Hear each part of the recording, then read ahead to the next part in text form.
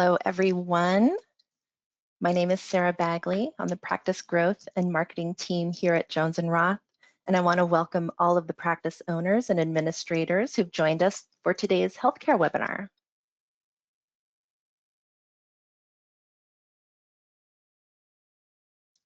And before we get started, just a quick introduction to our healthcare practice advisors here at Jones & Roth. And Elizabeth, you can advance the slide. There we go. Thank you so much. Our Practice Success Plan provides year-round value to practice owners and administrators, helping them to maximize their operational and financial performance. We also support the personal success of practice owners through integrated tax, retirement, and financial management planning. And we'd like to thank our generous webinar sponsor, Watkinson Laird Rubenstein. They provide a broad range of legal services to healthcare practices. With expert knowledge of the complex regulatory environment, their healthcare attorneys help navigate the challenges of operating a healthcare practice. And before I introduce our speaker, just one quick logistical note. If you have questions for Elizabeth throughout the presentation, please type them into the questions panel here in GoToWebinar, and we will do our best to get those answered during our Q&A session at the end. Well, today I'm really pleased to welcome our guest presenter. Elizabeth Woodcock is a speaker, author, and consultant who specializes in helping physician practices achieve and sustain patient satisfaction, practice efficiency, and profitability.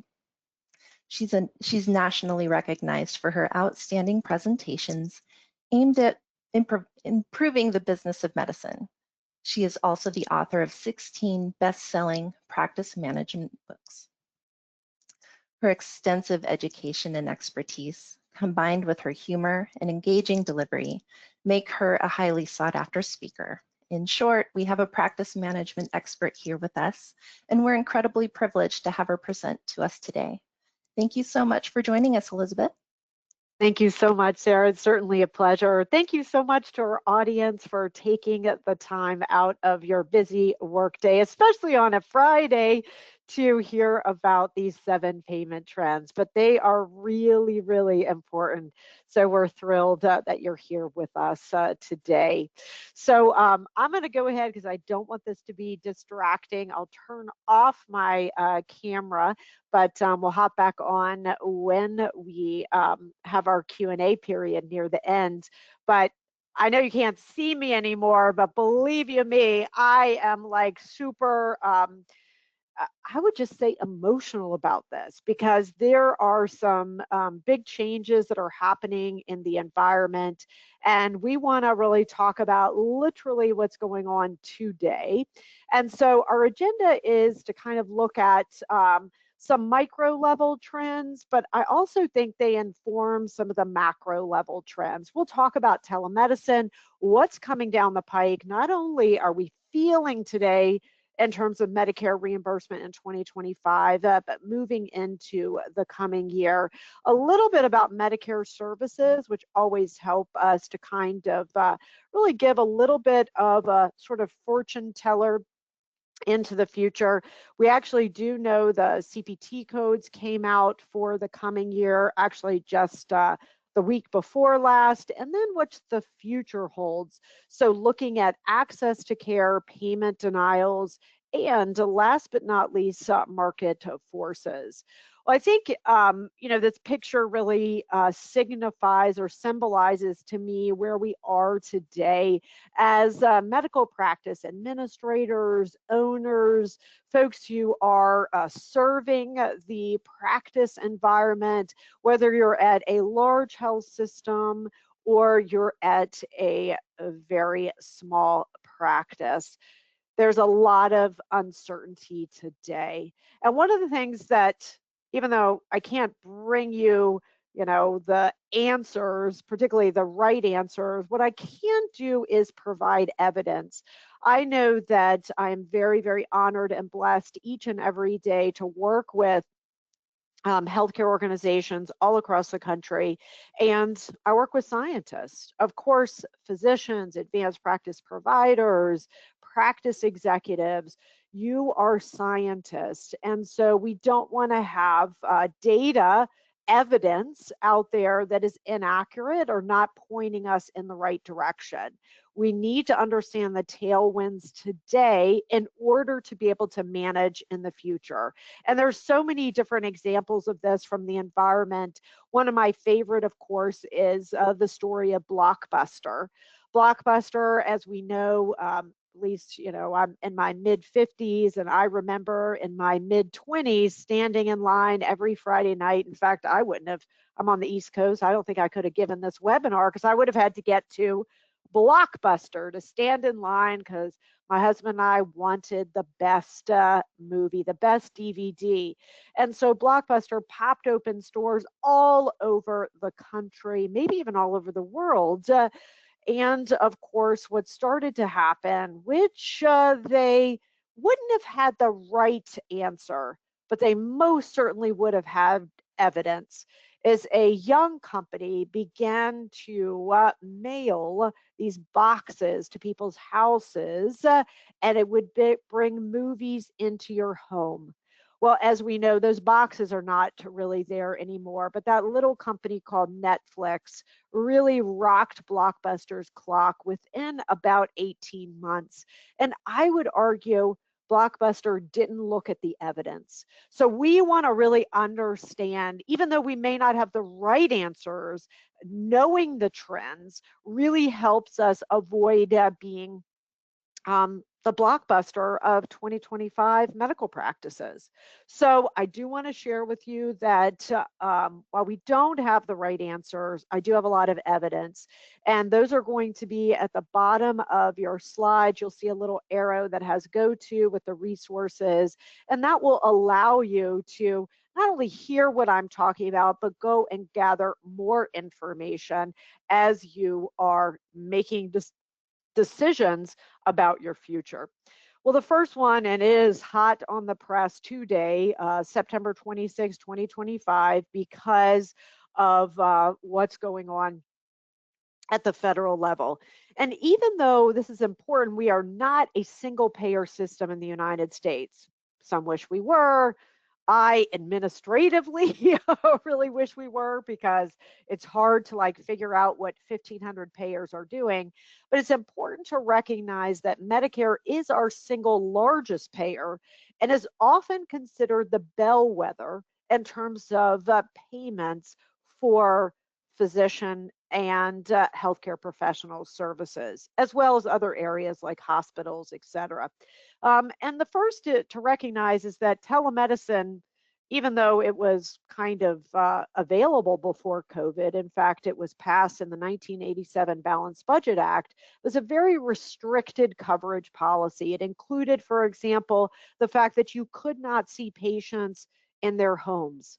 You could not see patients even outside of a healthcare professional shortage area. So very restrictive policies. And of course, all that got thrown out by COVID, just thrown out the window.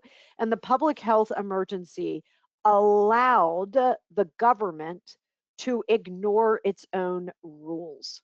This is kind of the best way to think about it, right? There is a law in place that says we're not allowed to get paid for telemedicine except in very, very narrow circumstances. And the public health emergency allowed the government to break its own rules. And so we know that waiver kind of went up. As you can see, the first time it went up was indeed December 31st, 2024, the end of the public health emergency. You only have, till the end of the year in 2024. And then, lo and behold, just in the last days of the Biden administration, President Biden says, hey, we're going to extend it till March, the end of March 2025. And again, what they are extending is, the best way to think about it is the government's ability to ignore its own rules. So they extended the waiver of the rules. And that was in play, again, during COVID. We know just with days to go, President Trump did sign a full year continuing extension of telemedicine. and it extended it until next Tuesday, end of day. We are sitting here, it is almost 5 o'clock in Washington, D.C., and what we do know with fair certainty, even though there was movement in the House to pass this, and there's a lot of bipartisan support to pass telemedicine, there's way too many things going on Capitol Hill right now. And there is with pretty certainty that this is not going to pass by the end of day on Tuesday. So of course we do a lot of telemedicine now in the US. I mean, so I was actually just on a call a few minutes ago with large practices all over the country, and their plan is to continue scheduling out telemedicine visits, and they will each week hold those claims to see if by chance, you know, the decision has been made, and then the claims will go out on Friday of next week, for example, and if they get denied, then they will be resubmitted at once with the hope that the resubmission, the retroactive date will be back to October 1st. There's a lot of uncertainty. Now, there's a lot of uncertainty not only at the federal level, but as we know, the states play a massive role in telemedicine reimbursement, and that has a lot to do with provider licensure. So, for example, the states are the ones who control that you might be in, you know, the San Juan Islands, but you're seeing a patient in the state of Oregon. Obviously, you're in Washington and the patient is in Oregon. So all of that state, the state controls really that provider licensure. And so that would include where you are physically located. So honestly, this is, there's a lot of trepidation about this. I think there's a lot of hope, but there's a lot of trepidation, and it's something, if you do any sort of digital or virtual care, you at least need to be aware of what's going on next week.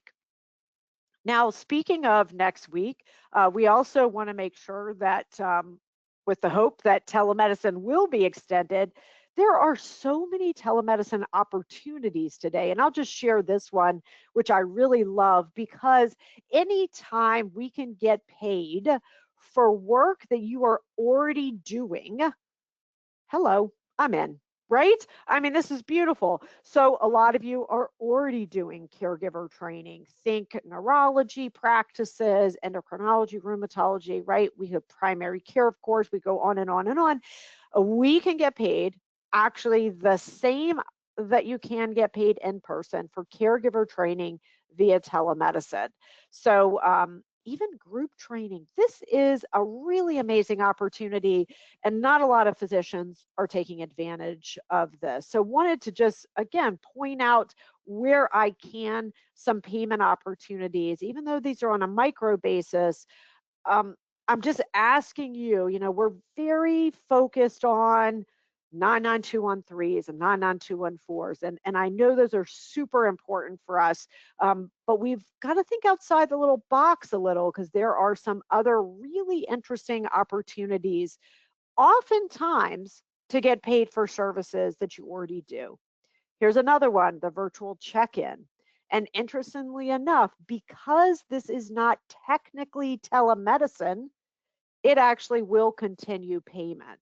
So this is a CPT code, as you can see, 98016 for virtual check-in. We are seeing opportunities made available by the American Medical Association. I'm mentioning the AMA because they are the authors of the CPT manual, as well as the Centers for Medicare and Medicaid Services. That, of course, is the administration over Medicare. And indeed, we're seeing opportunities for positive reimbursement. Now, I'm not sitting here and saying, hey, United Healthcare, Cigna, Aetna, I'm going to guarantee payment from everybody. But I will say that we want to take a look at what those opportunities are. We're seeing health systems. This is one of my favorite kind of a health system that has really leveraged their physicians and also payment. They're in a very competitive market in the Dallas, Texas market. They did a big in-basket tune-up initiative, and they are billing for in-basket messages. The CPT codes are 99421 to 99423. And they are not only doing telemedicine visits, but they are also doing e-visits. So kind of an interesting strategy here. You might ask, what would an in-basket tune-up initiative involve? Well, some of it is just really silly things like if the patient hasn't been seen within, let's say, 18 months, they cannot message that provider. So that was like just one of the techniques they use.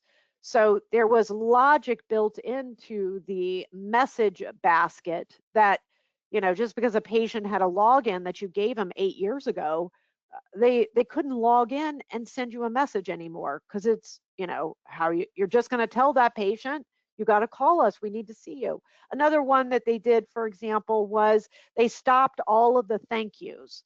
Now, I had this, I was messaging with my physician, and at the end, I said thank you. And I'm like, oh my God, Elizabeth, you can't say thank you, because like that's just a message. Even though it takes 6 seconds for my physician to see, it's 6 seconds of brain power that he, she, or they doesn't need to do. So they removed all of the quote unquote thank you so much, thank you very much from being messages. So these are just techniques, small things, but can really add up to make virtual care maybe a little bit more palatable.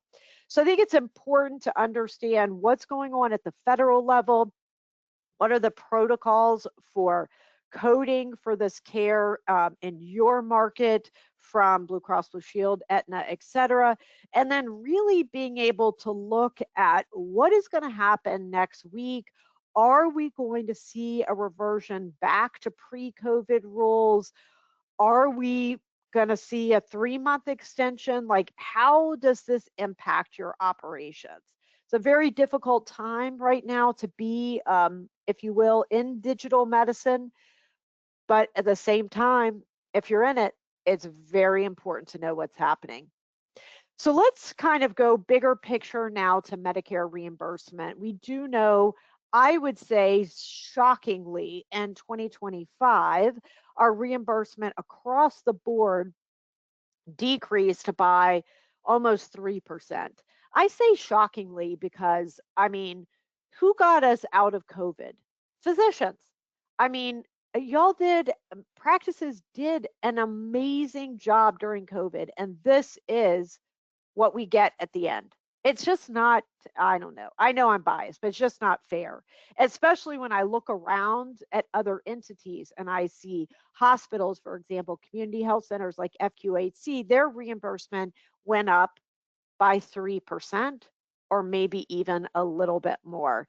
If you're in a market where you can think about, maybe you've got a larger practice and you're in an area where there's an HIPAA healthcare professional shortage area. Rural health clinics, the rules have been, the construct, the framework of an RHC has really been relaxed in the last few years. This is a much, much higher reimbursement than we're seeing in place of service 11 for physician practices. The American Medical Association looked back since 2001, so for the last almost 25 years, physician reimbursement has gone down by 29%. And you know that the cost of living has certainly not gone down by 29%. In fact, has gone the other way. So in 2025, we were like super excited. Okay, we began the year with, all right, y'all are telling me 2.83%. But then the federal government came in and said, hey, we're going to have a 4.73% increase, except at the 11th hour. And I literally mean the 11th hour. That clause was taken out of the bill, and that was never put into the final bill that was passed about 12 hours later. So unfortunately, that's a big no can do. Now, the interesting thing is, as we look into the future, is that President Trump's one big, beautiful bill surprisingly includes a 2.5% increase for Medicare professional services in 2026. So, yes, I am sitting here in September telling you that on January 1st, 2026, you will see a 2.5 increase in reimbursement, and that will be applied across the board. Now, that being said, each year, of course, we know that the Medicare scale gives little tweaks to different specialties, some a little bit up, some a little bit down.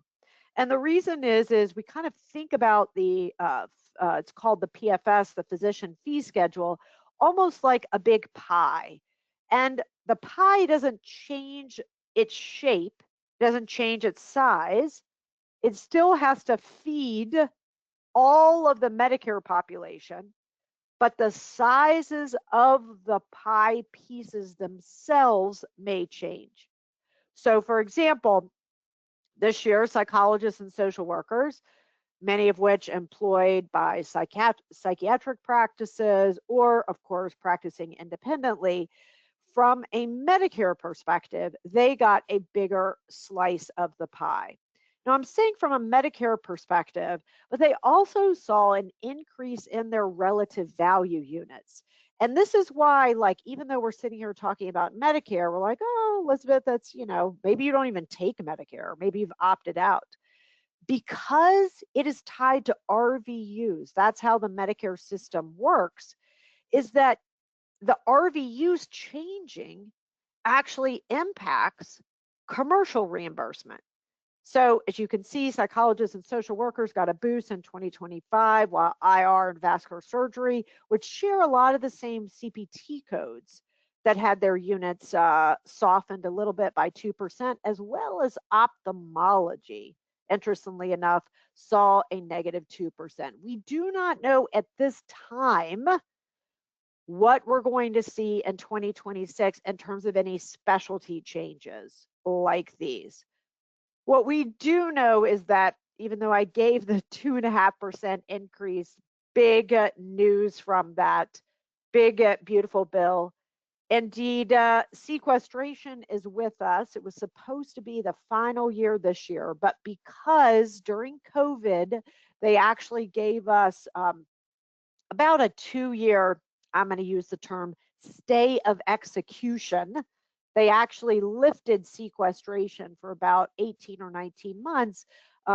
They actually added another 5 years to the imposition of sequestration. Now, y'all might be asking, whoa, whoa, whoa, Elizabeth, you just told us 18 months, 19 months during COVID. It was in May of the year, so 5 months was already up. And whoa, whoa, whoa, whoa, whoa. Now you're telling us that it's going on for another 5 years?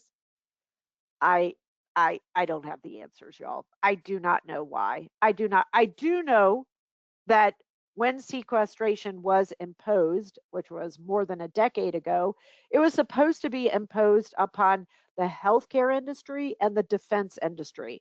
And the reason why is we are the two largest, the federal government writes us checks. We're the sort of two largest check receivers, if you will. And within 6 months, the healthcare industry still had sequestration imposed, but the defense industry had gotten out of it. So I don't know if that came into play, but we do know that any Medicare payment through the end of 2030 will be reduced by 2%. And if you think I'm crazy, go on, look at your Medicare remittances and just look up the denial code. That's kind of what we use that term, the SARC claim adjustment reason code. Look up SARC CO 253, that's contractual obligation 253, and that's your sequestration coming out of your paycheck from the federal government. Now, looking at, modeling and understanding these important tailwinds, one of my favorite sources is Medicare's physician fee schedule. You can find and download relative value units, payment rates. You can find them if you're in Bend or in Portland. You're going to see the different rates based on where you are geographically. It's free, it's easy to use. It's one of my favorite sources because Medicare is one of the only payers that actually tells us what they're going to pay. I mean, y'all think about it. There is no United Healthcare, Cigna. They don't have a database where you can go and be like, click, click, click, click, click. What do you pay for a 99213? Like, it's kind of crazy when you think about it because, like, can you imagine Walmart executives all coming together, like, Marriott hotels, or I don't, the Gap who sells sweaters, J. Crew, all coming together and be having a meeting, and J. Crew executives are sitting there from all over the country, and they're like, I don't know what do we get paid for a sweater? Who knows what I don't know what we get paid for a sweater. I mean, you're running a multi-million-dollar business and you do not know what you're going to get paid. It's insane. So this is our one bright light. We can look at the physician fee schedule from Medicare. And so the reality here is that we want to analyze the impact of this trend, not only for Medicare. So if you're a pediatric practice, you may have, I don't know, 2 patients a year that come through Medicare because they're children of disabled, but you're not going to have big Medicare business. But you do have a lot of payers that use the resource-based relative value scale. So don't forget about that. And then, of course, looking at the future, advocating for increased payments, and then making sure that it's always my favorite trick or treat the night of Halloween, October 31st, I stay up and I wait for the November 1st release of the final rule, because that is what tells us about the year in front of us. So let's talk about services. As I mentioned before, and I know I cannot believe I'm saying this, the word creativity normally does not come along with the Centers of Medicare and Medicaid Services. But I got to tell y'all, the last few years, and I think this is probably a vestige of the administration under Biden, is that we have seen a lot of really great reimbursement opportunities. Here's just a few of them. These are our examples from brain health. And this is, we now get paid. You can get paid for FDA cleared digital treatment devices, including in mental health, safety planning interventions, post ED discharge for a crisis encounter, services that, we would never have gotten paid for these. There's this really beautiful, and I've given you the link here at the bottom, really beautiful tiled, each one of these, like I wish I could do a demo. You click on any one of these and it pulls up all of the information about the coverage for these particular services. Now, obviously, we're seeing a lot of change with vaccine coverages. So, I know this is undergoing a review, but let's just look, for example, at annual wellness visits, which, to the best of my knowledge, we will not see any changes with AVWs, but they can be done by telemedicine. The other exciting thing is we can do an SDOH, of course, that's social determinants of health screening. And I love it because when I hear the word screening, I can make use of my free employee. And I know you're like, well, heck, Elizabeth, I know you're from Atlanta. Maybe you have some free employees over there. What do you mean by a free employee? We don't have those here, but actually you do. You do, in that your free employee is your patient. So how can we leverage our patient? I'm not talking about filling out 1,500 forms that then somebody has to rekey in and you're paying $30, $40, $50 an hour to do that. Oh no, I'm talking about having the patient input their screening, for example, no forms, input electronically, it's interfaced with your electronic health record, and you are really then enabling that patient to help you perform that service. And so all of these screenings, depression screenings, et cetera, just take a look at this. you know, I know not everybody does, mammography, for example, in their practice or MNT, but looking at this list and seeing, is there one that you are performing that you may not be getting paid for? This is where, that's my favorite, of course, thing to find. And I know telemedicine is, well, we're sort of questioning that right now. But if we get the green light in the coming weeks, you can see all of these services that can be performed by telemedicine. Really exciting. Okay. I mean, there's nothing as excited that I am from Medicare services as the G2211. And the government has actually put out messaging that physicians are not using this. And I got to tell you, this is like a PSA. I am terrified they're going to take this thing away because we're not using it. So G2211, there's a lot of words on the screen, but basically what this code is it's not just for primary care. There's no restrictions whatsoever. And in fact, the scenario that the government uses is with infectious disease.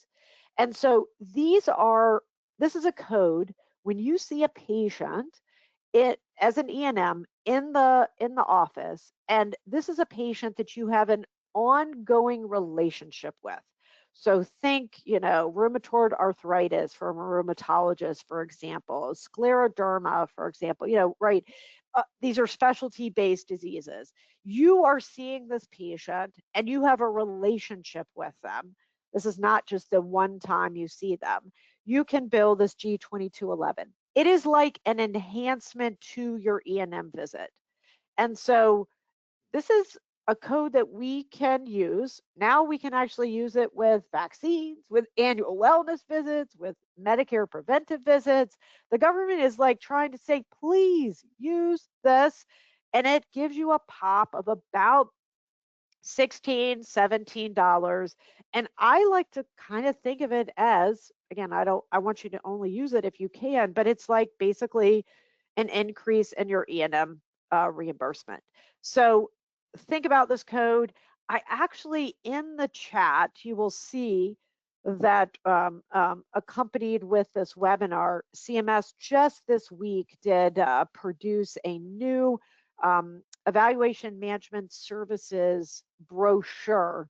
And I think it's a really, click through that, share that with your physicians, your advanced practice providers, see if there's any opportunities, any clarifying information that the government provided literally just this week. Wanted to share that with you. Another thing we're seeing now, this is just in primary care, so this is specialty restricted. And this is basically managing the patient. I know many of you were either practice managers, administrators, or physicians during capitation. Kind of think back to capitation. And this is where like you were managing that patient. It's kind of a throwback to capitation.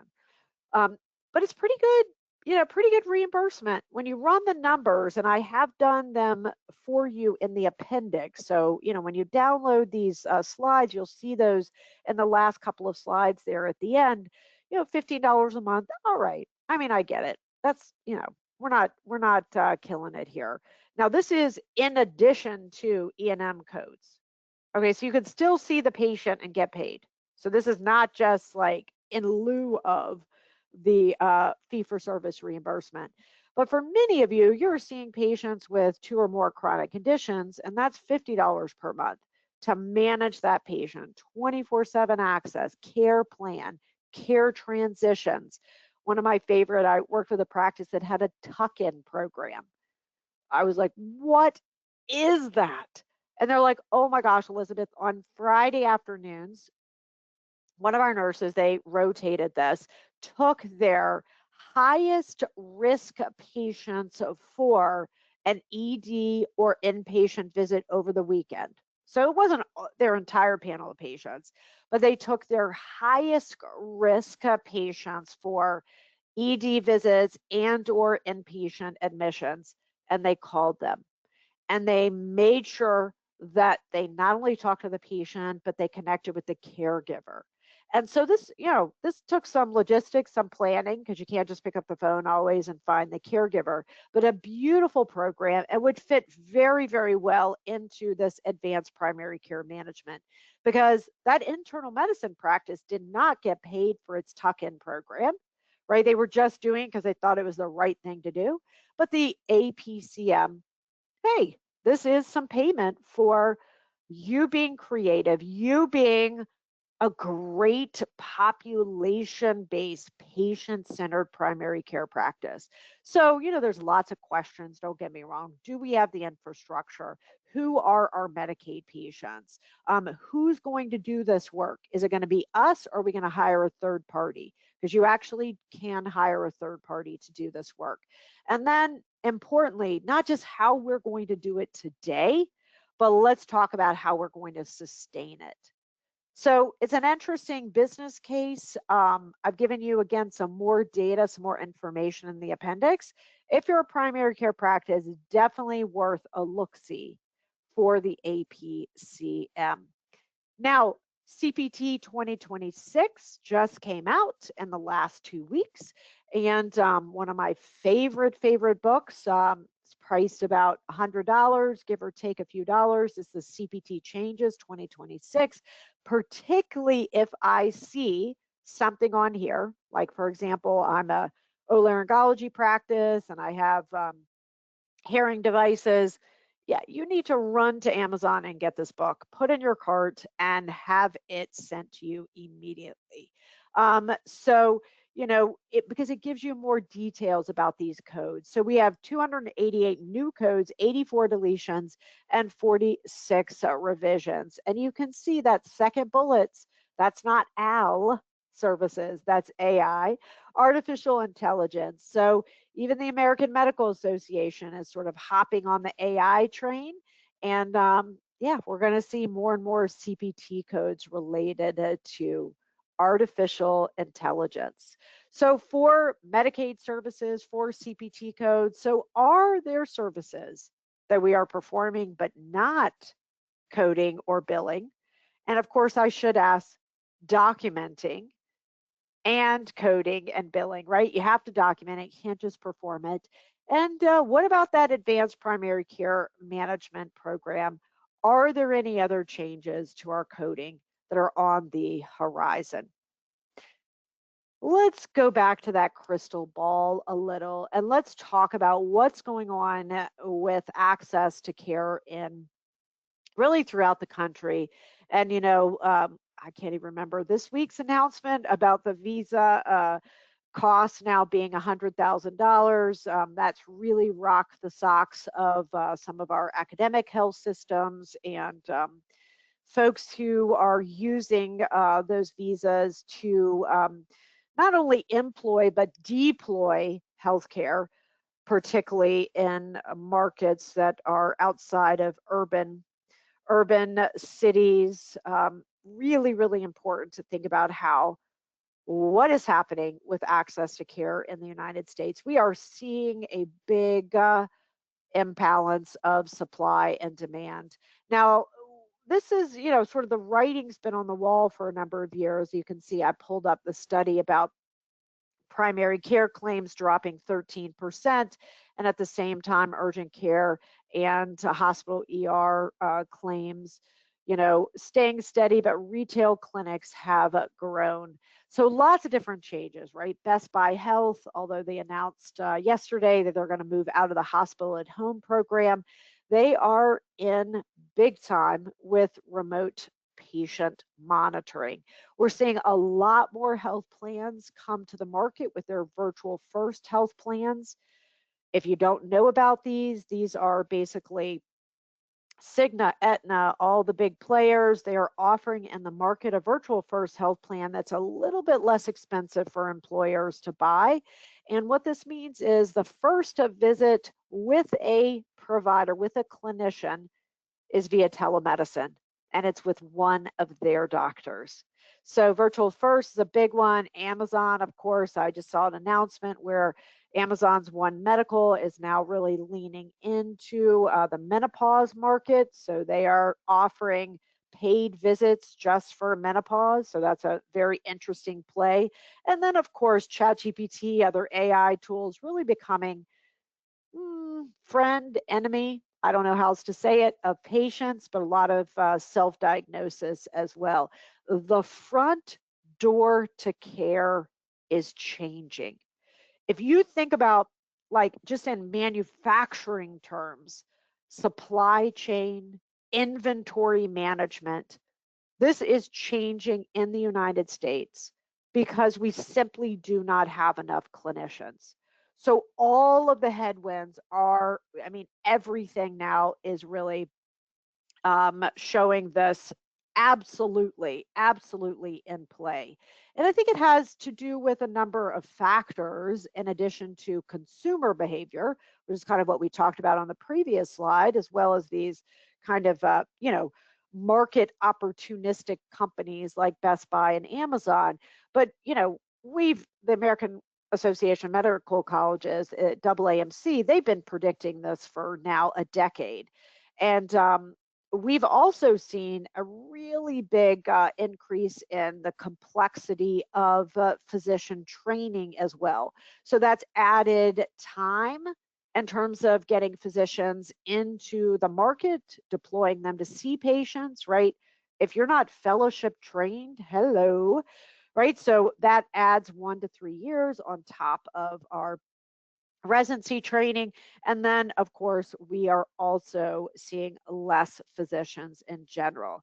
So, I'll go back to, the Gap or J. Crew, right? If they don't have sweaters to sell, they can go to the factories, they can get those sweaters, knitted and out to the market within days.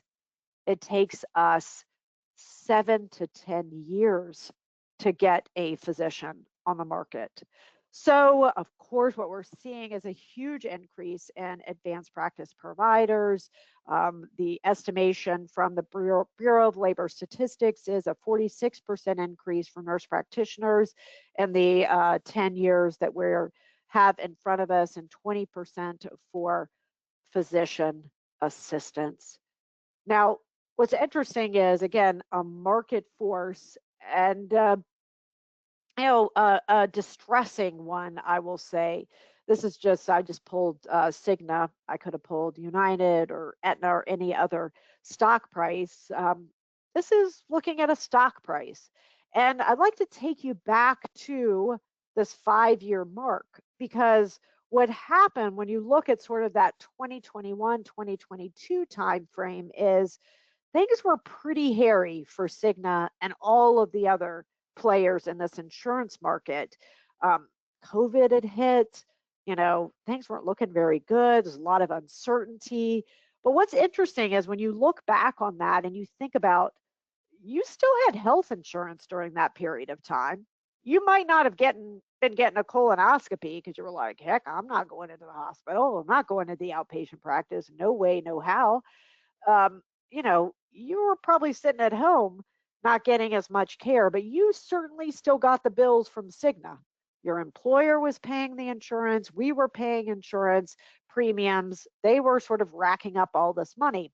So what's happened, of course, is that now they need a way to sustain that financial position, because we're using healthcare a lot. Coming out of the pandemic, we saw a big bolus of access to care, all of those, colonoscopies and knee replacements, et cetera. We're all trying to get those now.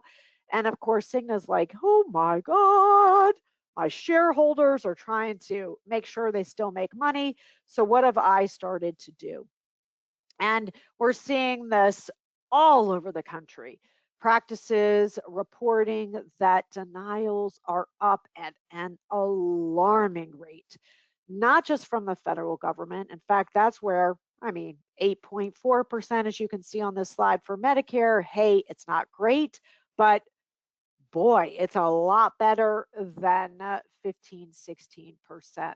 So this is not surprising, because like when you think about those market forces, right, those insurance companies have an economic incentive to deny care. So this is what's playing out in the market. Another thing that's playing out in the market is lots of mergers and acquisitions, lots of M&A activity happening all over the country. I mean, it's, lots of health systems. Oh, I have 20 hospitals, 21 hospitals. That's like a medium-sized health system now.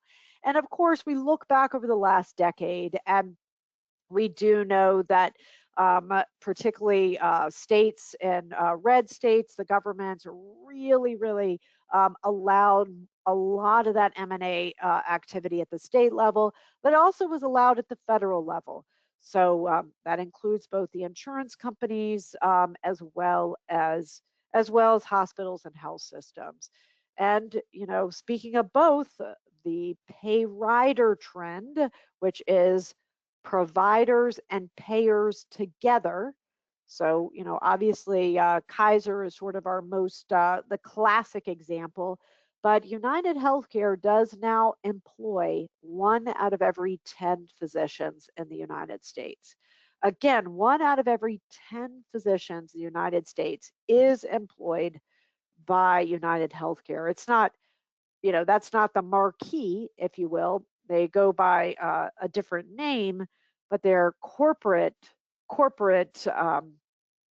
owner is United Healthcare.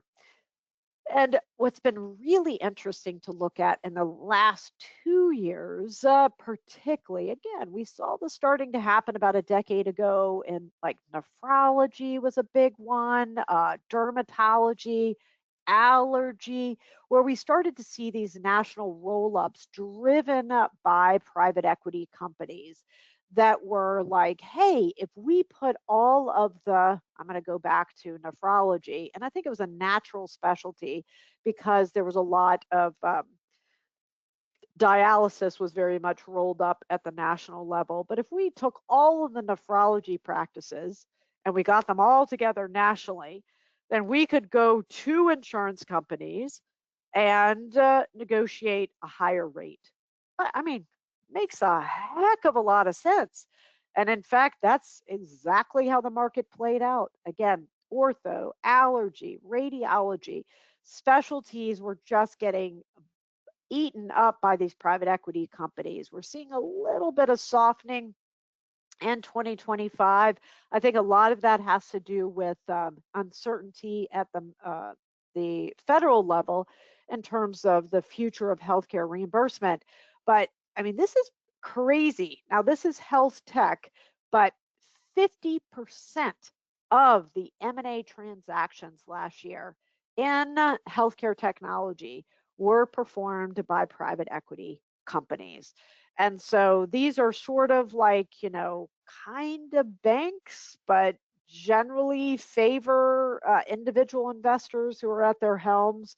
And so it's been a really interesting trend to watch. So our health systems are getting bigger, and we are seeing more and more activity by players outside of the traditional financing market who are getting their hands in healthcare. And of course, we can't let this go. I've already mentioned the one big beautiful bill, and I will acknowledge that it did give physicians a nice gift right in the inside of that bill. It is a little bit buried, but it's in there. A 2.5% increase to the reimbursement schedule for 2026. But as we well know, it is literally stripping, and I mean stripping, the innards of both Medicaid as well as the underinsured. And that's largely the Affordable Care Act marketplace. We are looking at an estimate by the government itself of 15 million patients being released from insurance. Now, and I think this is an interesting point because, and you can see I marked the spending here, is that what we're not actually talking about is taking 15 million patients out of the market and saying, well, they don't need care anymore, right? We're actually talking about taking 15 million patients out of coverage. you're still going to provide care for them. In fact, we have laws that protect patients when they come, at least through the corridors of the emergency department. It's a law called EMTALA that we have to give them care.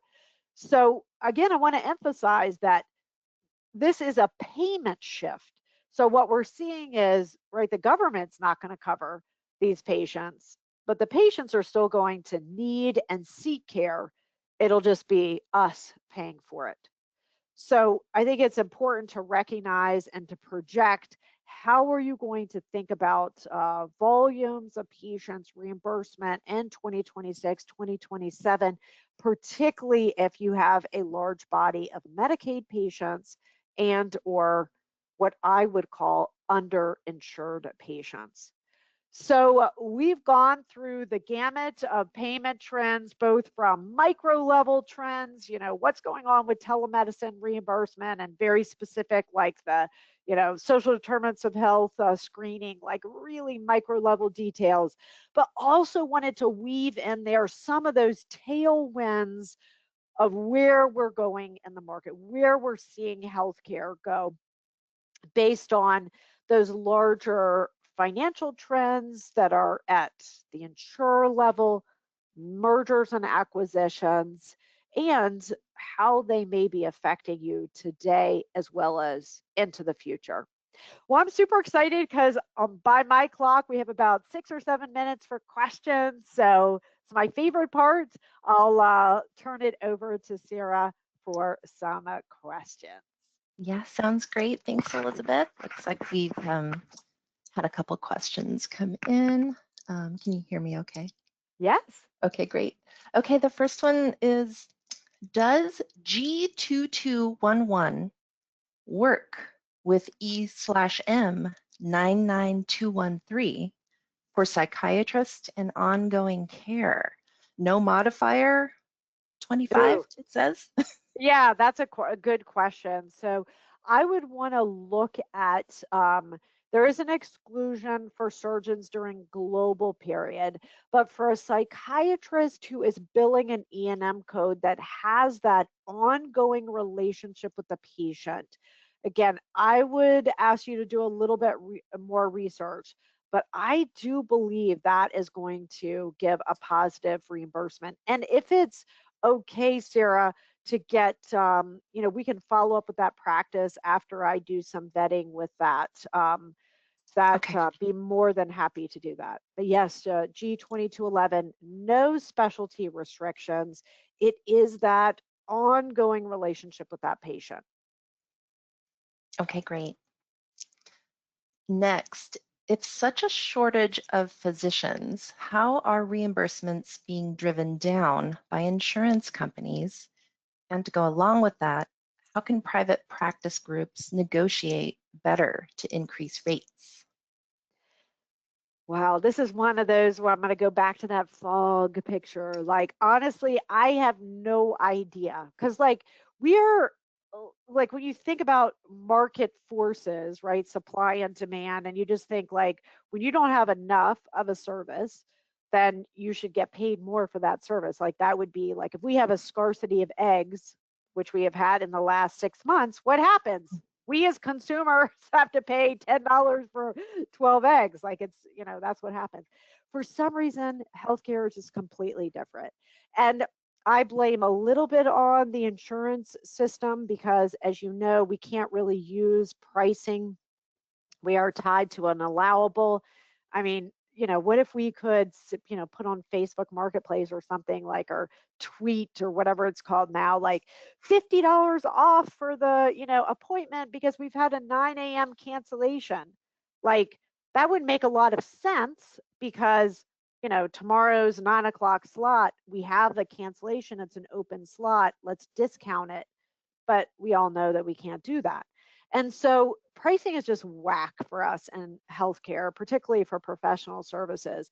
But I do think that using data is important for us. So for a private practice, using data, which may include new patient lag time, which may include looking at the percentage of patients that you can accommodate within 30 days or 14 days. So you can take a look at that.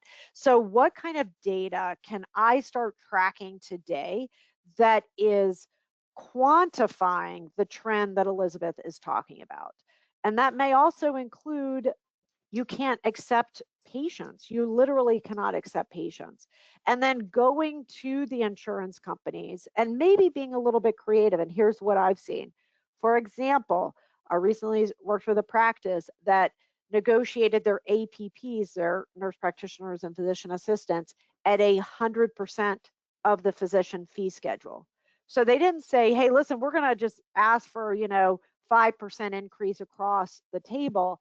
We're going to go to, and they were successful at it, their top payers, and say, here are the pieces that we need you to pay for. Maybe it's transitional care management, maybe it's APP reimbursement. I don't know what it is for your practice, but try to think creatively. Maybe it's coverage of services instead of reimbursement. In other words, you just don't get paid anything for some services, and so you're negotiating that. Using data, being creative, I think are really, really great assets that tools that we could put in our toolbox today. Sarah?